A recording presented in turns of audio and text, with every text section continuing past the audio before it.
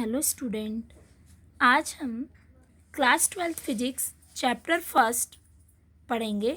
आज का टॉपिक है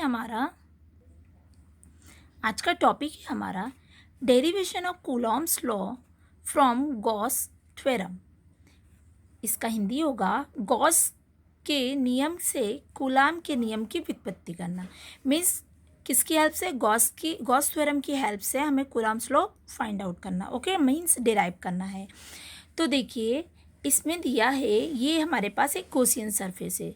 ओके, तो क्या बोलेंगे हम? Consider a charge plus q charge placed at O point O.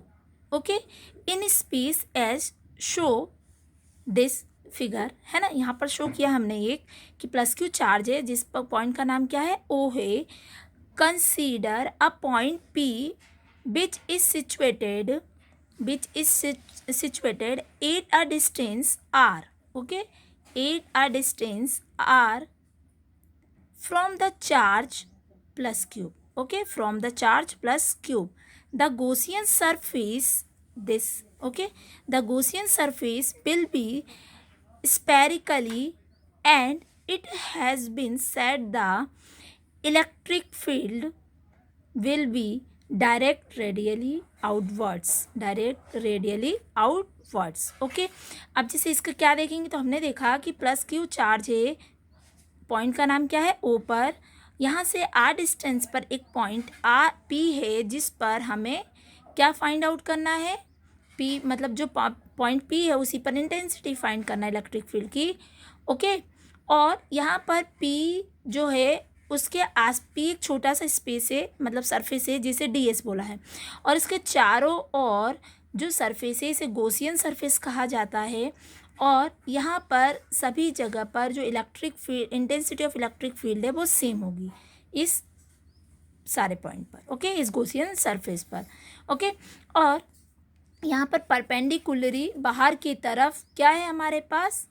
Intensity electric field की ई। ओके, तो यही सब हमने लिख लिया ड्रॉ में जो भी कुछ था। उसके बाद अब क्या बोलेंगे हम? Show the net flux coming out of the Gaussian surface of radius R will B.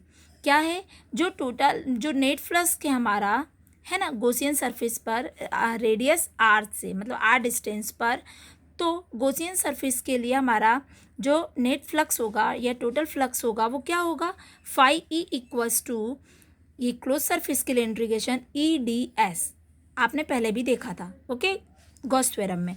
तो ये हो गया हमारा टोटल फ्लक्स। देन ये क्लोज सरफेस के लिए होता है symbol E, means intensity of electric field, और डी एस ये स्मॉल सरफेस। ओके, जिसके लिए निकालना है।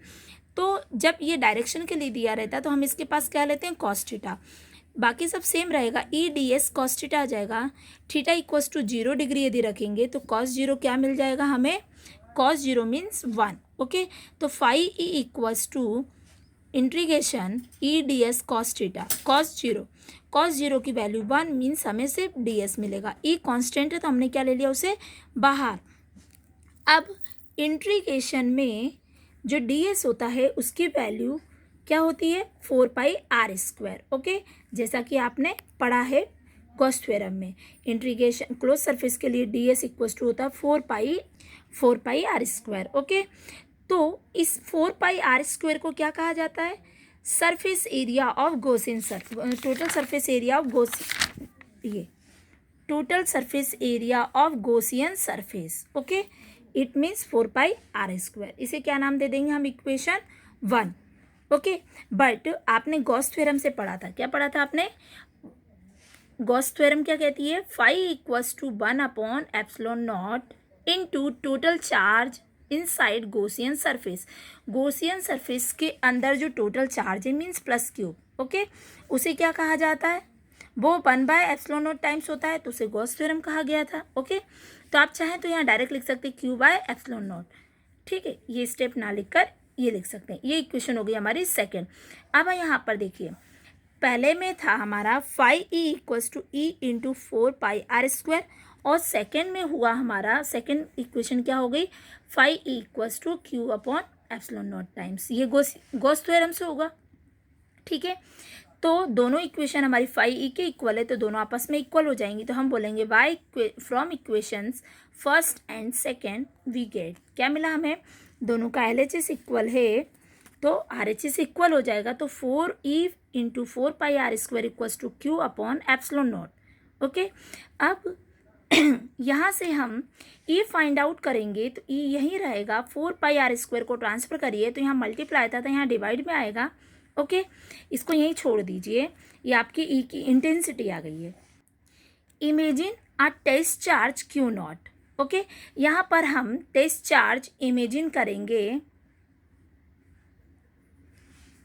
ओके, टेस्ट चार्ज इमेजिन करेंगे तो टेस्ट चार्ज है Q0 सिचुएटेड 8 पॉइंट P पर एक टेस्ट चार्ज क्या इमेजिन कर लेते हैं अपन कि Q है हमारे पास, Q0 है।